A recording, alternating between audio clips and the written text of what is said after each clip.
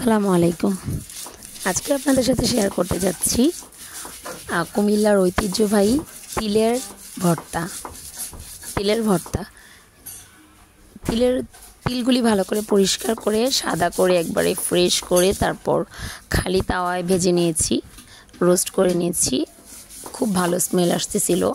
এরপর এগুলিকে একেবারে ভালো করে ভেজে তারপর এখানে নিয়ে নিয়েছি আগেই শুটকি আর শুকনো মরিচ বাটা বেটে নিয়েছিলাম, দেখাতে পারলাম না, দুঃখিত। আর হচ্ছে তিলের পেস্টটা একত্রে রাখা তুলে নিলাম। তারপরে শুটকি আর মরিচের যে পেস্টটা এটা আগে খালি তেলে দিয়ে দিচ্ছি।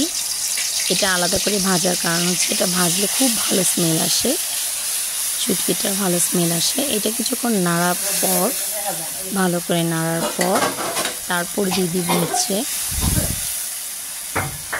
তিলের যে পেস্টটা আছে এই তিলের পেস্টটা ভালো করে নেড়ে খালি তেলের মধ্যে ভালো করে ভাজা হবে। এটা আলাদা কড়াইতে। আর পাশেই আমি আবার পেঁয়াজ কুচি হালকা তেল দিয়ে বসিয়ে রেখেছি, ওইটাও যেন আলাদা করে ভাজা হয়। দুইটা আলাদা কড়াইতে দুইটা যেন ভালো করে ভাজা হয়। এতে হয় কি দুইটার ঘ্রাণ অনেক ভালো আসে। যত ভাজা হবে তত জিনিসটা মজা।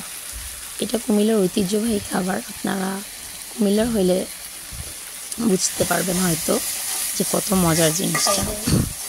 এটা একরকম হারিয়ে যাচ্ছিল, অনেকদিন পর ইচ্ছা করলো, এই জন্য বানিয়ে নিলাম। তারপর দুটা আলাদা ভাজছি দুইটা কড়াইতে।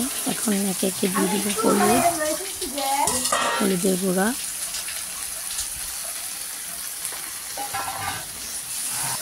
দিয়ে দিচ্ছি পরিমাণ মতো লবণ। লবণটা কম দিচ্ছি কারণ আগে পেঁয়াজের সাথে কিছুটা লবণ দেওয়া আছে।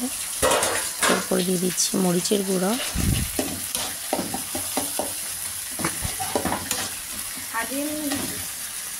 তারপর দিয়ে দিচ্ছি লাস্টলি ধনিয়ার গুঁড়ো। এটা তেমন যায় না, অল্প কিছু মরিচ। আর আমরা যেহেতু বাঙালি এইসব কিছু মশলা কমন, এগুলি যায়। এখানে এখন মিক্স করে ফেলেছি দুইটা পেঁয়াজ কুচি ভাজাটা আর হচ্ছে তিলের যে আলাদা পেস্টটা দুটা কড়াইতে, এখন একটা কড়াইতে করে ভাজতেছি। এটাই শুধু ভিডিও করলাম আপনাদের সাথে শেয়ার করার জন্য, যেহেতু এটা একটু খুবই বেশি স্পেশাল এবং খুব কষ্টকর, এই জন্য শেয়ার করলাম। এটা খুবই মজা। এছাড়াও আমাদের আজকে 3 ধরনের ভর্তা হয়েছে। একটা হচ্ছে এটা হয়ে গেছে, এখন নামিয়ে নিচ্ছিলাম।